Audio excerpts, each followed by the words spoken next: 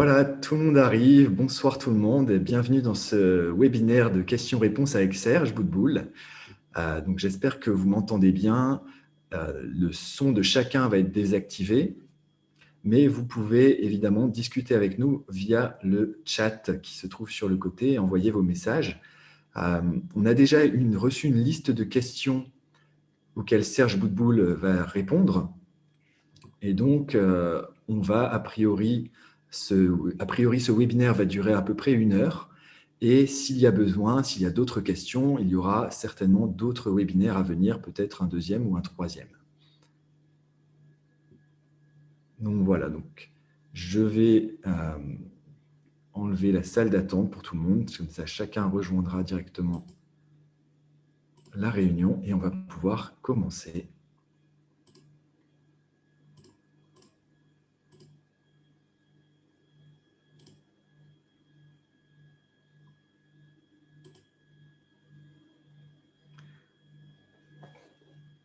OK. Donc, très bien. Donc, Serge, c'est à toi, on t'entend et je vais peut-être te poser directement une première question. Adore. La première question qu'on va te poser, donc on va commencer par les chakras et les auras.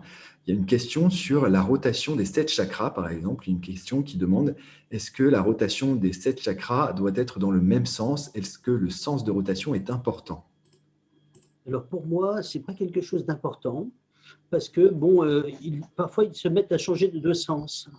Alors il faut savoir que les chakras, si on regarde bien les livres qui parlent des chakras, sur lesquels il y a des informations sur les chakras, on verra que c'est pas totalement la même chose d'un livre à l'autre. Alors ce que je sais, c'est qu'un chakra peut carrément s'effondrer de par la fatigue. Même les corps subtils ont aussi cet aspect où ils peuvent être en forme ou moins en forme. Donc on peut avoir un chakra du cœur qui est un petit peu placé là, qui peut un tout petit peu baisser ou remonter ou quoi, en force selon ce que l'on est en forme Alors, au niveau énergétique. Serge, excuse-moi de te Le sens de rotation, couper. oui. En fait, j'ai certaines personnes qui n'ont pas le son, donc on est en train de me dire qu'il n'y a pas le son. Donc, on va d'abord peut-être, on va vérifier que tout le monde peut avoir accès au son. S'assurer que tout le monde a le son. Dites-moi si vous avez le son. Si vous avez le son, dites-moi. Et si vous n'avez pas le son, dites-moi également sur le chat. Donc, il y en a pour qui ça fonctionne, il y en a pour qui ça ne fonctionne pas.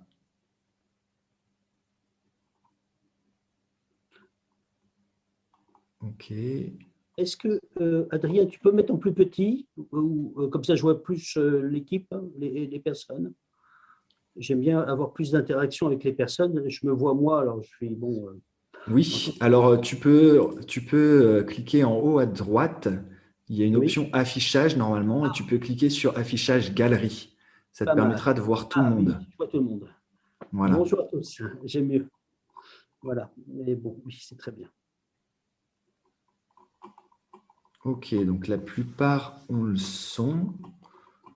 OK pour le son, OK pour le son. Donc ça a l'air d'être bon pour le son. Certains, ça grésille un petit peu. Si vous n'avez pas de son, vérifiez évidemment Certains n'ont bien pas que… arrêté leur micro aussi. Il y a des micros qui ne sont pas arrêtés, hein, si vous me permettez. Je m'aperçois que Catherine G ou Noémie, vous n'avez pas arrêté votre son. Il faut l'arrêter, ça va nous donner plus de puissance au niveau Internet. Oui, effectivement, il vaut mieux couper le son. Normalement, tout le monde a le son désactivé, mais si ce n'est pas le cas, vous avez un lien en bas à gauche sur une image du micro. Vous cliquez simplement sur « Désactiver le son ». Comme ça, on est sûr de ne pas être gêné au niveau du son et au niveau de la bande passante.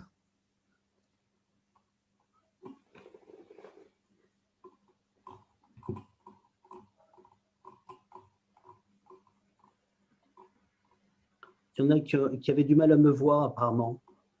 Damien, voilà, je ne sais plus. Non, pas Damien. Oui, donc pour le son… Sabrina n'a pas le son apparemment. On pourrait demander qui a un problème, levez la main et voilà, qui a un problème de son ou d'image. Si vous pouvez lever la main. Oui, levez la main simplement si on a les images, donc on va pouvoir vous voir. Ok, donc Véronique, elle qui lève la main. Un problème de son. Donc, le son, il faut aussi tester. Alors, soit si vous avez des écouteurs, ça peut être bien de les brancher. Sinon, il faut aller dans les paramètres audio. Donc, à côté de l'image du micro, vous allez sur la petite flèche et vous allez soit voir test du haut-parleur et du microphone. Sinon, pour ceux pour qui ça ne fonctionne pas, j'ai aussi mis en place une rediffusion YouTube. Donc, normalement, dans votre espace élève, vous devriez pouvoir voir l'onglet suivant, la leçon suivante. Après, rejoignez le webinaire, il y a l'onglet rediffusion YouTube et j'ai intégré directement la rediffusion de ce webinaire dans YouTube. Donc, il y a un petit décalage de quelques secondes, mais ça permet, pour ceux qui n'ont pas le son, normalement, d'avoir le son directement via la vidéo.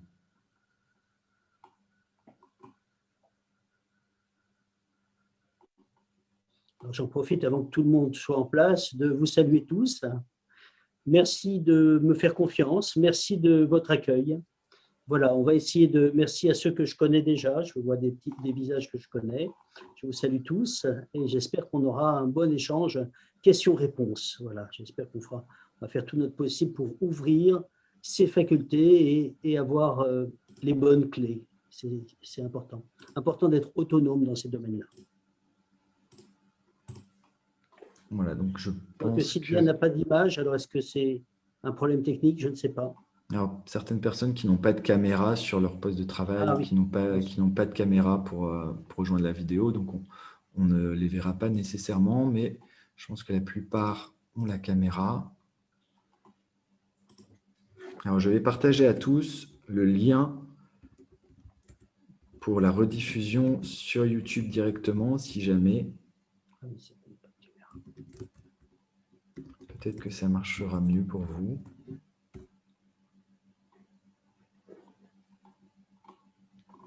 Donc, sur YouTube, c'est en mode un peu spectateur, hein, mais vous pourrez toujours accéder au chat et voir comment voir si vous arrivez déjà à voir le son et l'image. C'est ce qu'il y a de plus important. Certains sont passés sur Chrome et ça marche mieux. Oui, effectivement. Ouais. Le navigateur Chrome fonctionne mieux en général.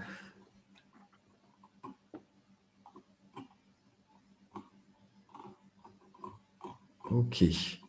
Bon, je pense que pour la plupart, ça fonctionne. Donc, on va pouvoir continuer.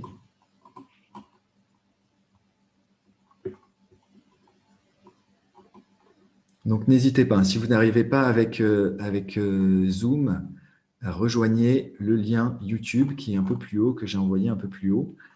Comme ça, vous allez pouvoir regarder la vidéo directement avec YouTube comme une vidéo YouTube normale.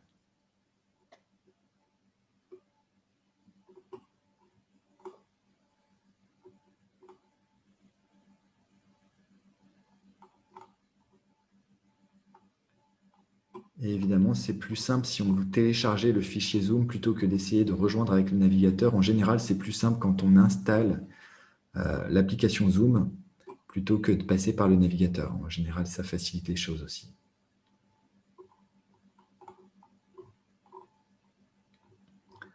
Donc, OK, je pense qu'on va pouvoir reprendre aussi parce qu'on ne va pas non plus pouvoir passer trop de temps sur les problèmes techniques.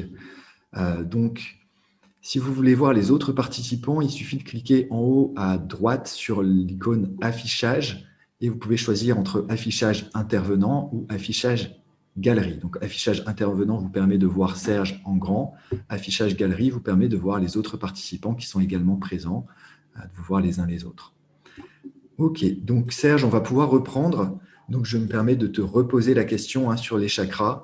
Donc, la question, c'était la rotation des 7 chakras doit-elle être dans le même sens?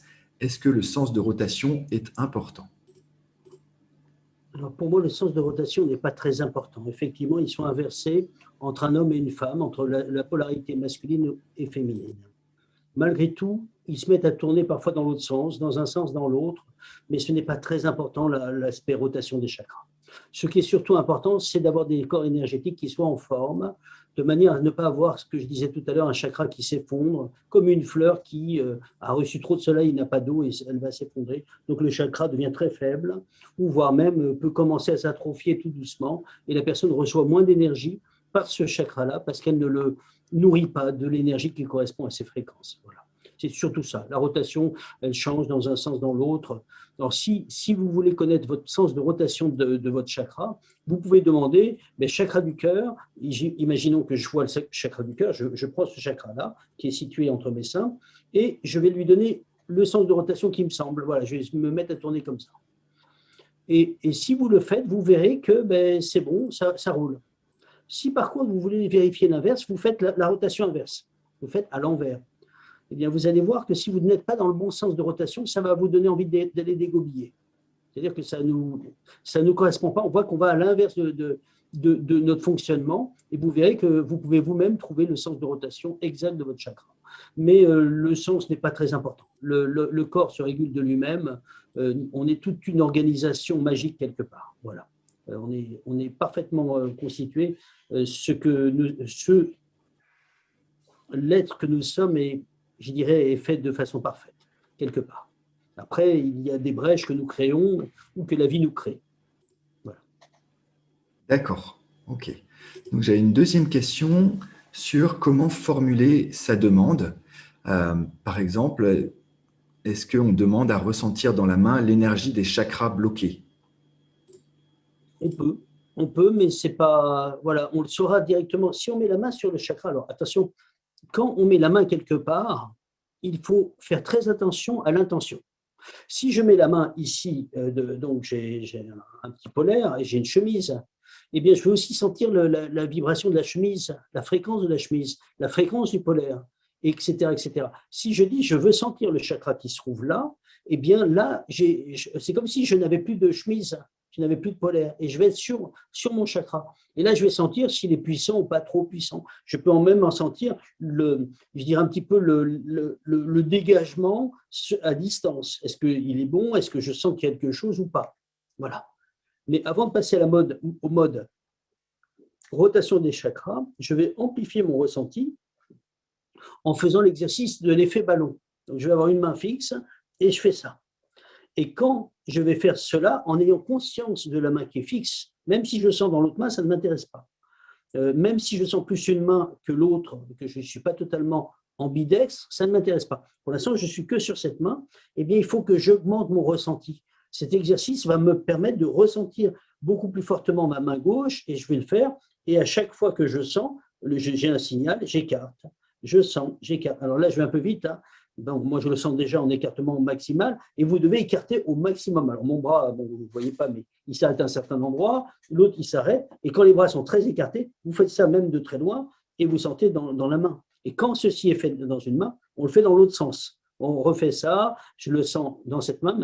Maintenant la main fixe, c'est celle-ci, et on le fait. Et cet effet ballon, c'est la porte du toucher. Pourquoi je parle de cela et je ne parle pas du ressenti du chakra? Parce que si vous n'avez pas acquis une certaine sensibilité au niveau du ressenti tactile, le ressenti du chakra sera pauvre, voire même inexistant. Donc, vous ne serez pas du tout objectif sur l'exercice. Donc, ça demande une petite pointure au niveau tactile, mais ça, vous le faites ça avec le maximum, avec cette main, cette fois qui est fixe, vous avez fait l'autre avant, et bien là, vous allez sentir le chakra. Oui, vous allez dire, ah là, je le sens faible, ou je sens qu'il n'y a rien. Vous voyez? Je vais vous donner un exemple de ce qui m'est arrivé une fois.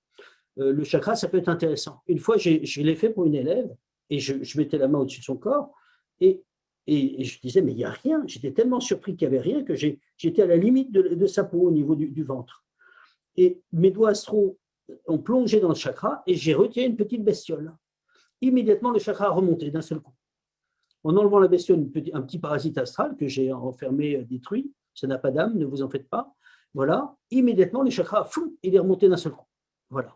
Donc, repérer ce genre de choses, voilà, c'est quelque chose qui peut aussi effondrer un petit peu temporairement un chakra. Voilà. D'accord, ok.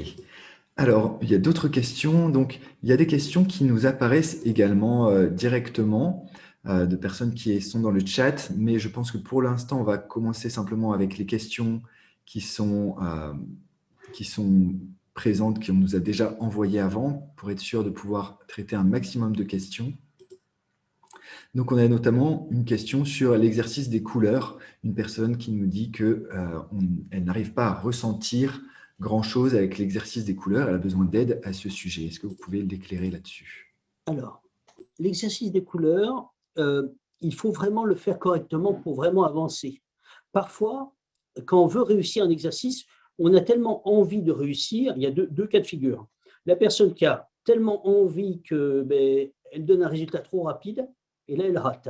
C'est classique, on a l'habitude de ce genre d'écueil, et la personne, on lui dit, c'est dommage que tu n'aies pas attendu que la couleur se soit déployée dans ta main pour gagner ce ressenti. Parfois, on veut tellement qu'on rate. Parfois, on a tellement peur de rater qu'on va rater tout de suite et on va aussi faire la même chose. Voilà. Et parfois, on fuit l'exercice vraiment au niveau subconscient. Ce qui est important par rapport à une carte, alors je n'en ai pas à portée de main, mais je vais prendre un post-it. Voilà. Voilà. Si j'ai un post-it là, j'ai un post-it contre les mains. Je vais d'abord choisir des couleurs faciles et des couleurs qui vont avoir une opposition au niveau vibratoire. Je vais prendre le rouge, parce que le rouge a une particularité et elle est un peu à l'opposé du bleu ciel. Et donc, je vais prendre une carte rouge, une carte bleu ciel. Je ne vais pas aller sur les autres couleurs. Il ne faut pas aller trop vite, parce que c'est là où on rate. On prend le rouge, on va le prendre, regardez ma position de main, je vais le prendre comme ça. Je ne vais pas faire ça. Vous voyez que la carte touche ma main là, touche la paume de ma main. Je ne veux pas ça, je fais ça. Vous voyez, ça ne touche pas. Attendez, pardon. Peut-être que vous ne le voyez pas au niveau de la caméra. Vous voyez, pourquoi je fais ça? Parce que quand je vais Alors déjà, je vais le faire les yeux ouverts. Je vais regarder, ça c'est du rouge. Et je le tiens même avec tous les doigts. Vous voyez, tous mes doigts. Sauf que ça ne va pas toucher l'intérieur de ma paume. Et donc, je vais ressentir uniquement, et dans mon intention, la couleur rouge. Je fais très attention de donner l'intention couleur. Parce que si je ne donne pas d'intention, je vais sentir le carton aussi. Le carton a aussi sa vibration.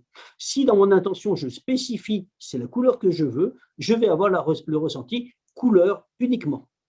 Et donc, résultat en tenant comme cela, alors je vous le dis pour Serge, je vous donne le ressenti de Serge, ça dépend aussi de son aspect énergétique, comment le rouge est reçu dans son aura, etc. Mais pour chacun, ça va peut-être être différent, mais pas beaucoup plus différent les uns des autres. On va quand même avoir des tendances. Et donc, le rouge, pour moi, donne l'impression comme si la main gonflait. C'est une couleur chaude, c'est juste. Et on va avoir la main comme si elle enflait et comme si on sent une couleur chaude. Le bleu ciel a une fréquence plus courte. Et pourquoi je vous ai dit de tenir comme ça? Parce qu'il va glisser le long des doigts et s'arrêter peut-être là. Vous voyez, il va s'arrêter là, il ne va pas aller plus loin. Alors que si je l'avais tenu en allant jusqu'à la paume, vous voyez, comme ici, je touche la paume, eh bien, je ne vais pas sentir la longueur d'onde. Alors que là, je vais la sentir, je vais dire, ah tiens, ça s'arrête là, ça ne prend pas toute la main. Et en même temps, ça ne me donne pas l'impression subjective que ma main grossit. Et ça donne une impression froide.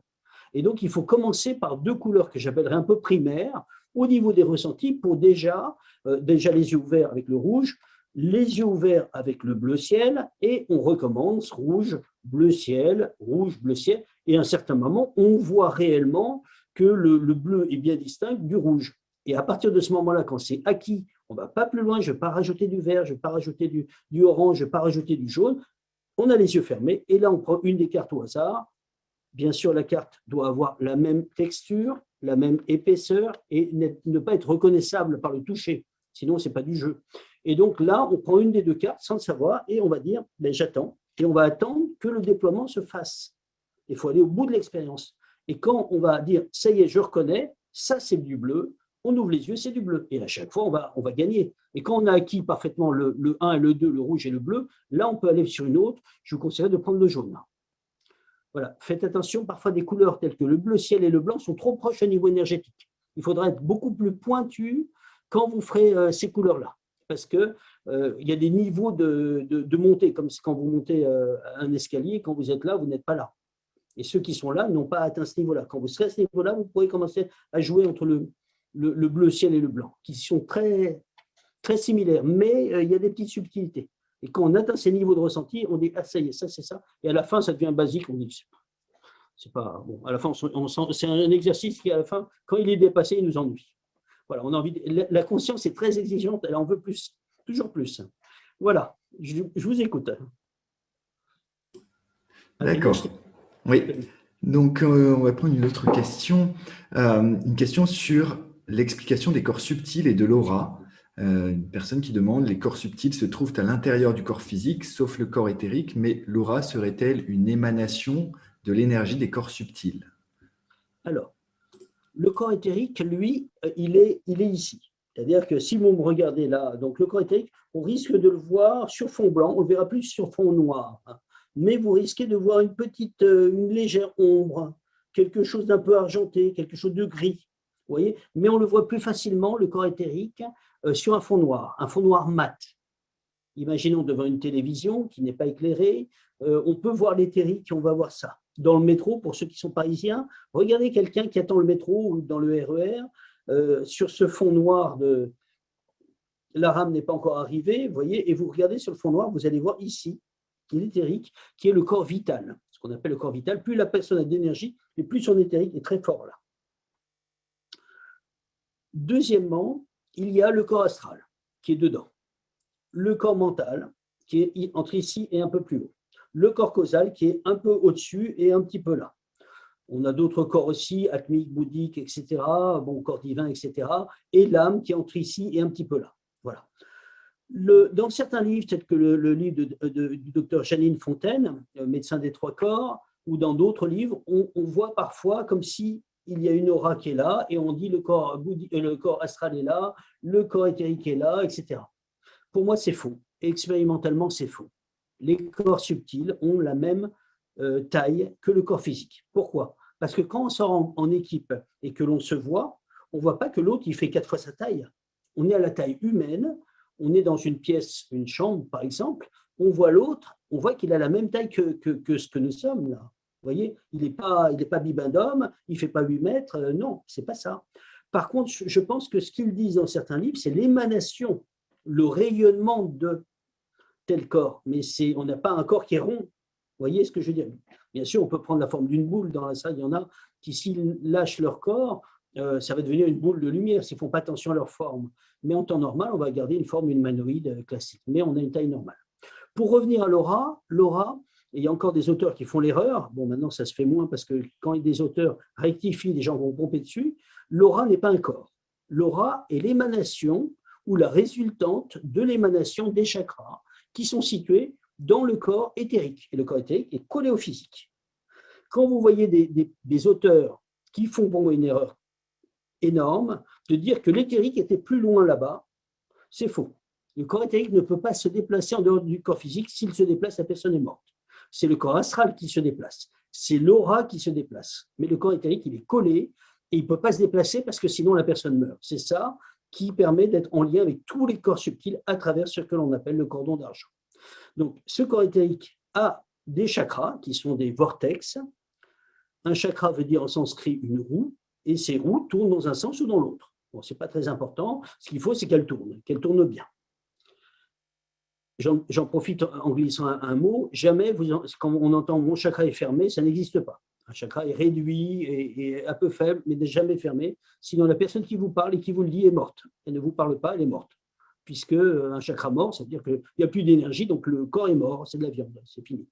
Voilà. Donc, je reviens par rapport à ça. L'émanation des chakras, selon notre vibration, va donner une puissance selon notre axe qui va donner aussi des couleurs. Donc, plus la personne est belle intérieurement, eh bien, elle va avoir des couleurs plus pastel, plus lumineuses, couleur or, couleur bleu ciel, couleur turquoise, couleur verte, mais des beaux verts, des couleurs, vous voyez, des beaux jaunes, etc. Si la personne est malsaine, ben elle va aller plutôt vers les couleurs sombres, les couleurs noires, les couleurs rouges, les couleurs colère, les couleurs marron. Vous voyez ce que je veux dire? Voilà. Et donc, cette émanation des chakras, qui sont sur l'axe principal du corps, on en a 7 principaux, mais on n'a pas le chiffrage exact du nombre de chakras mineurs, parce que certains disent qu'il y en a 320 000, d'autres 72 000. Personne ne sait vraiment, mais ça n'a pas d'importance. Ça arrive de tous les côtés, les énergies. Hein. Donc, comme notre corps qui respire à travers nos pores, c'est exactement pareil. Donc, cette émanation énergétique donne cette aura qui nous protège aussi, qui est notre première barrière énergétique. Voilà. Mais ce n'est surtout pas un corps, c'est une émanation des énergies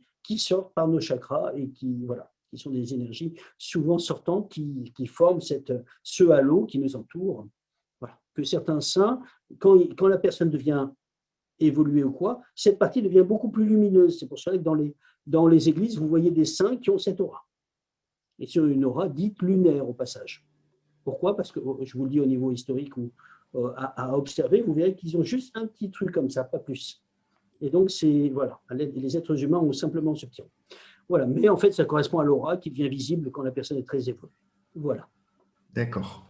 Alors, on a aussi des questions sur comment développer notre capacité à gérer les énergies, notamment avec les personnes négatives. Est-ce qu'on peut apporter des énergies positives à une personne? Est-ce que son accord est indispensable? Et comment faire quand une personne est négative? Comment faire pour gérer l'énergie d'une personne négative? Alors là, c'est une question difficile. Ça, c'est une question très difficile. Alors là, on est tous confrontés à ça, bien sûr. Alors, ça dépend. Excusez-moi d'être. La question est précise, oui, mais elle n'est pas précise parce que parfois, si la personne est dans notre famille, on n'a pas le choix de la côtoyer. Je pense surtout à cette phrase de Jean-Pierre Florian qui disait « Vivons heureux, vivons cachés ». Si on est en opposition vibratoire avec quelqu'un, on est vraiment en opposition vibratoire, j'aurais tendance à dire si vous pouvez éviter la personne, évitez-la. Évitons la personne, évitons de se rapprocher de cette personne parce qu'elle devient pour nous comme un poison. Ce n'est pas sa faute, elle est comme ça. Elle ne peut pas s'empêcher de brûler ceux qui l'entourent. On en connaît tous. Alors maintenant, il y a des livres qui sont sortis depuis 20 ans à peu près, où on parle des pervers narcissiques, des gens qui ont besoin d'eux et qui vous culpabilisent et vous êtes toujours en tort. Quel que soit ce que vous fassiez pour cette personne, à la fin, en finale, ce sera toujours une catastrophe. Ces gens-là, si on le repère, il faut aller plus loin. Ce n'est pas notre faute, ce n'est pas sa faute, elle est ce qu'elle est. Si on ne peut pas faire autrement, vous avez un exercice dans le livre « Comment déployer l'aide spirituelle que nous sommes » qui est très simple. Vous voyez la personne comme si elle est devant vous, mais elle n'est pas devant vous, hein, on est d'accord. Vous faites comme si elle est devant vous et vous allez parler, vous pouvez même le faire télépathiquement, à sa partie supérieure, à son guide spirituel et à son âme. Et ça, la personne va recevoir l'information par en haut. Vous voyez, il n'y a pas d'intrusion. Intrusion, c'est je vais te forcer à devenir ce que je veux que tu sois. Là, il y a une intrusion et là, ce n'est pas juste. Là, c'est de l'intrusion. C'est de l'influence à distance et ce n'est pas correct. Donc, on va parler à la personne et ça va descendre sur la personne. Et vous verrez parfois que la personne se transforme. Si elle a accepté, donc elle est toujours libre de dire je prends ou je laisse. Mais au moins, on lui a tendu la perche pour qu'elle entende, même s'il y a un conflit, même si elle est derrière une armure, elle va recevoir l'information par derrière. Elle le prend ou elle le rejette, je ne sais pas comment dire. Je vous donne un exemple tout bête, juste en rapide, une anecdote très rapide. Une de mes élèves était en haine avec un de ses collègues et elle me dit « Qu'est-ce que je dois faire, Serge ?» Et à ce moment-là, Serge est connecté, et ce n'est pas Serge qui parle, c'est le Serge connecté. Et je lui dis « Envoie-lui de l'amour », alors qu'ils se haïssent à un point considérable.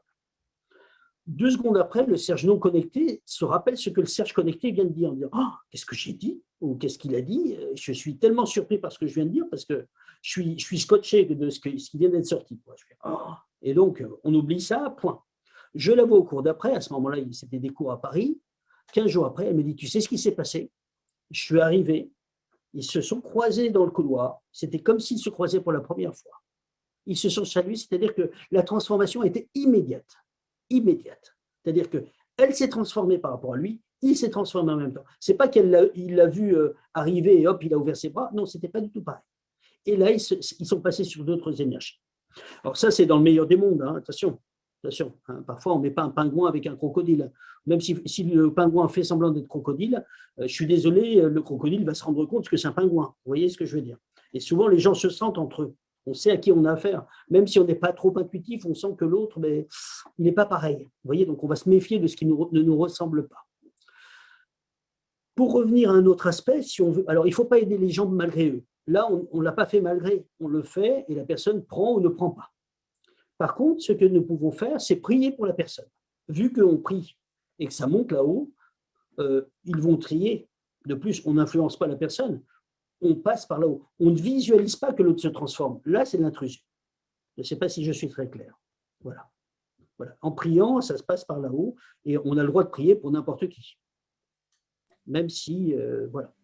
Je ne sais pas si je suis Voilà, D'accord. la réponse correspond D'accord. à ce que l'on attend. Voilà. D'accord.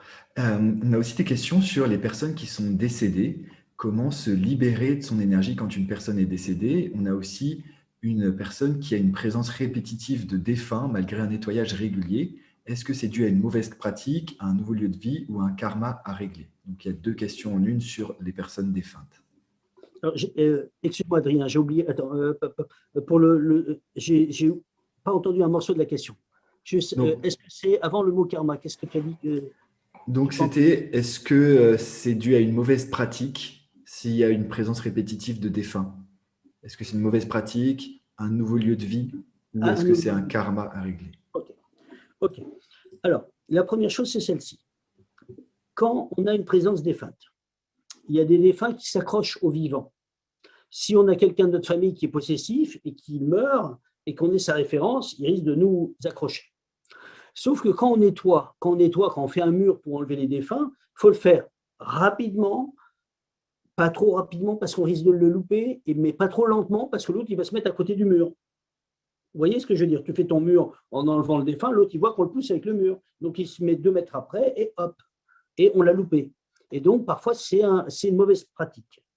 L'autre chose, c'est qu'il faut aussi discerner, est-ce que c'est le même défunt ou la personne attire les défunts? Il faut discerner cela. Parce que la personne va dire, je sens une présence, donc c'est forcément la même. Pas du tout. Pas du tout. Parfois, la personne est tellement empathique qu'elle va attirer tous les défunts du coin. Donc, il faut avoir conscience de ça. De plus, il y a des gens qui sont en lien, qui sont médiums et qui vont attirer les défunts. Donc, où ils vont mettre leurs pieds dans leur vie ou leur maison, eh ben, ça va être une maison où il y aura des défunts.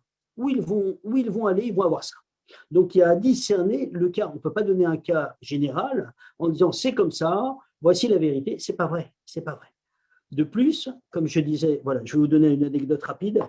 J'ai eu un policier en retraite belge, d'origine belge, qui m'appelle au secours en disant Monsieur Boutboul, est-ce que vous pouvez faire quelque chose? Il a appelé un exorciste qui a envoyé de l'encens dans sa maison, qui était en train de bénir la maison, et il avait quelqu'un qui faisait du bruit sur l'autre plan, qui tapait dans des meubles. Et il m'a appelé en disant il avait les boules. Pourquoi? Parce que, excusez-moi, il était en colère plutôt, on va dire ça plutôt, parce qu'il est avec sa femme dans le jardin, pendant que le prêtre est en train de mettre de l'encens dans la maison, il entend avec ses oreilles physiques. Sauf qu'il n'y avait personne derrière. Et le défunt, qui était simplement un squatteur, était juste derrière lui. Il attendait simplement que l'encens s'évacue pour qu'il puisse re-rentrer dans la maison. Et donc, il leur a fait un boucan du diable juste après, donc parce qu'il n'était pas content. Et vous voyez, là, on est sur une mauvaise pratique, pas forcément une mauvaise pratique. La personne nettoie le lieu. Mais si vous avez un squatteur, ce n'est pas parce que vous mettez l'encens que vous allez l'enlever. L'encens va monter la vibration, va peut-être le gêner, mais ne va pas forcément répondre à la demande. Là, dans ce cas-là, il faut quelqu'un dans l'astral qui l'attrape et qui lui dit qu'est-ce que tu fais? Regarde, ces pauvres gens, tu es en train de leur casser la vie, tu les empêches de dormir. Et là, on l'attrape et on le fait monter. Si vous avez une personne qui est capable de le faire, évidemment. Voilà. Voilà. Alors ça, c'est une chose. Après, si c'est quelqu'un de la famille, il faut aussi le lâcher. Il faut aussi le lâcher et pas le rappeler. Et il y a des gens qui, malheureusement, perdent. Je vais donner un exemple, un enfant, et ils mettent la tête de l'enfant, la photo de l'enfant sur la cheminée, ils passent et, tous les jours en pleurant devant la photo. Et je dis non, tu l'empêches de partir, c'est pas possible. Il faut que tu enlèves la photo. Il est dans ton cœur, oui, mais ne l'empêche pas, sinon il va être mal, il ne pourra pas aller là-haut en paix si tu ne le lâches pas. Je ne sais pas si je suis très clair. Je ne sais pas si j'ai répondu à la question. D'accord, j'espère que la personne nous dira si la question est bien répondue. On a aussi des questions sur la pratique, sur l'entraînement, sur comment faire pour s'entraîner, notamment une personne qui dit comment s'entraîner seul, ou bien une autre personne qui demande si c'est possible de travailler les ressentis avec son mari qui n'a pas la même ouverture, la même vision de l'énergie, même s'il donne son accord. Est-ce que c'est possible de s'entraîner avec une personne qui n'a pas la même sensibilité, ou Alors, comment faire pour s'entraîner seul? la question est, on va prendre par rapport au mari. Pour moi, avant de s'entraîner avec le mari, il faut déjà avoir un ressenti plus fort. J'ai eu le cas type d'une personne comme ça qui ressentait à peine et qui a voulu le montrer à des gens qui étaient sceptiques. Et à la fin, elle s'est fait balayer et moquer d'elle parce que elle ressentait à peine et c'était pas viable, son acquis n'était pas encore là. Vous voyez. Et donc, c'est important de repérer qu'il faut bien ressentir. Et après, quand le mari veut ressentir, on va lui donner le moyen de l'effet ballon. Si l'effet ballon ne marche pas, ou que la personne ne ressent pas, et là je m'adresse à beaucoup d'entre vous parce que j'ai encore entendu cette même chose qui arrive à tous les stages, des personnes qui disent je ne ressens pas, et en fait la personne ressent, mais elle ne l'accepte pas. Alors ce qu'il faut faire, c'est prendre un quartz. Alors ce n'est pas un quartz, hein. C'est un stabilo, c'est un marqueur, voilà. Et on a un quartz unipointe, et on va mettre ce quartz, et on va faire ça. Et vous allez sentir, là je le sens même avec le stabilo, vous voyez, on va sentir comme si on nous touchait dans le subtil, une rotation. Vous allez sentir, vous faites ça, vous allez vraiment sentir cette rotation. Vous voyez? Eh bien, pour les gens qui ne sentent pas, vous pouvez faire ça. Vous voyez? On peut le faire en visualisant de l'énergie qui sort et on fait un rond. Après, entendez bien, et ça c'est très important, si la personne dit non, je ne ressens pas, eh bien, il y a un exercice pour ceux qui sont déjà plus avancés dans le ressenti, et que j'étais très content de recevoir parce que j'ai demandé de là-haut de l'aide en disant comment faire pour répondre à cette demande. Et la réponse a été de demander à ressentir dans notre main ce que l'autre ressent dans sa main, que ça soit sa main droite ou sa main gauche, ce n'est pas important. Eh bien, on va ressentir que s'il a une rotation dans sa main, eh bien, nous, on va ressentir ça au moment où il a la rotation. Et la chose que je fais en stage ou en atelier, c'est dire je suis désolé, tu le sens. Sauf qu'à la différence, c'est que je ne vais pas le faire tout seul. Je vais demander à tous les sensitifs qui ont fait l'exercice de l'effet ballon en très peu de temps, parce que c'était déjà acquis, de connectez-vous sur la main de, je vais dire n'importe qui, de Georges. Et tout le monde dit oui, oui, moi je le sens. Bon, alors le signal est un peu faible, mais on le sent. Et la personne est obligée de dire ben oui, je suis obligé d'accepter cette info. Mais si vous le ressentez et que là vous refusez, exercice zéro. C'est-à-dire que vous ne progresserez pas puisque vous ne l'acceptez pas. Certains attendent d'une bombe atomique quand ils sentent les énergies. Parfois, ça n'arrive pas comme une bombe atomique, ça arrive tout doucement comme ça. Il faut l'accepter, sinon le filet d'eau ne va pas grandir et devenir un torrent. Acceptez-le, vous commencez par cette porte. Ce n'est pas grave. Dans quelques temps, vous verrez que ça sera acquis. Voilà. D'accord, merci. Je pense que ça aide pas mal de monde puisqu'on a eu quand même pas mal de questions sur les blocages. Parce que le ressenti vient très vite, mais il faut l'accepter. La personne qui le refuse bloque totalement l'ouverture. Et j'ai eu des gens comme ça. J'insiste là-dessus parce que j'ai vraiment beaucoup de gens qui bloquent à chaque fois. Et je vois cette personne, on est en Normandie à ce moment-là, et elle me dit, ça fait 20 ans que je veux ressentir de l'énergie, je ne la sens pas, j'en rêverais. À ce moment-là, on est à un endroit et il y a un ancien hôtel qui est là, et les énergies ne sont pas en vortex, mais ça fait une ondulation. Et on la ressent tellement fortement que quand on fait ça, on sentait même la pilosité, comme si nos poils recevaient de l'air chaud, on le sentait. Et je lui dis, est-ce que tu le sens? Et elle me répond, oui, mais c'est petit. Je lui dis, attends, je te repose la question. Est-ce que tu le sens? C'est binaire comme question. C'est oui, c'est non. Oui, mais c'est tout petit. Je lui dis, attends, si tu veux, je vais te chercher une épingle et je vais te piquer. Et si tu me dis aïe, je vais dire non, je ne prends pas, parce que c'est minuscule, ça ne fait même pas le 10e d'un millimètre, et je te vais te piquer plusieurs fois. Et là, la personne commence à raisonner autrement en disant oui, mais ce n'est pas parce que c'est petit que ça n'est pas. Vous voyez? Et là, en l'acceptant, ben là, ça grandit. Voilà. Vous voyez, une bombe atomique, c'est des atomes qui se frottent. Qui a vu avec ses yeux des atomes? Personne. Et pourtant, c'est des choses comme ça. Voilà. D'accord. Alors, on a aussi des personnes qui se demandent s'il y a un trouble bipolaire, par exemple, ou bien si, quand on traverse une période obscure, ça peut empêcher le déploiement de ses facultés, le développement des facultés. Oui, on ne va pas dire l'inverse. Quand on est dans un raz-de-marée émotionnel, ben les facultés, elles sont là-dedans. Je ne sais pas si je suis très clair. Quand on subit les épreuves de la vie, la seule énergie qu'on a, c'est juste l'énergie qui est suffisante pour aller se coucher. Il n'y a pas de faculté pour l'instant. Pour l'instant, elles sont mises en berne. Il faut être en paix, il faut être disponible, il faut avoir un petit peu de jus. Si on n'a pas assez de jus, même en clairvoyance, eh bien, votre clairvoyance va s'ouvrir et se fermer. C'est ça qu'on appelle un flash, il n'y a pas assez de jus. Ou sinon, elle n'est pas encore déployée aussi. Mais il faut de l'énergie pour ouvrir. Nous l'avons tous constaté, des jours où vous êtes fatigué, comment ça se passe au niveau de votre vue physique? Vous n'avez jamais vu que la vision, elle est comme ça? Tu as perdu tout ça et tu as perdu tout ça. Tu rentres dans ta voiture, tu as l'autoradio qui marche en normal, et d'un seul coup, l'autoradio, il te fait « Waouh, il est trop fort !» Et là, on baisse l'autoradio, on baisse le truc pour rouler sans être ébloui. Parce que la lumière nous éblouit, le son nous éblouit, nous éclabousse. Vous voyez ce que je veux dire? Et donc, c'est pareil dans le subtil. Quand on est dans un marasme comme ça, on n'a plus de jus pour.